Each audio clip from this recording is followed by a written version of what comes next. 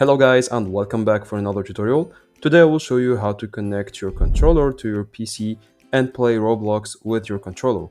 And to do so, it's very easy, so let me show you how to do it. Now first, if you have a Bluetooth controller, you can go to the settings and here type Bluetooth. So click on Bluetooth and other devices settings, click on it once, then it will open up this page.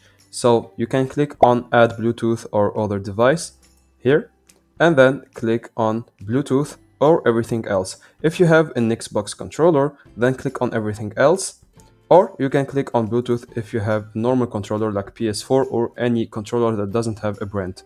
So here you will find your controller, you just have to pair it and that's it. Now if you don't have a controller that is with Bluetooth, you can also go to the search bar here, controller, so type it controller, and then here set up USB game controllers. Click on it once and this page will open up. So in the installed game controllers you will find your controller here. You'll just need to select it and then click on advanced and select your preferred device, click on OK, and that's it.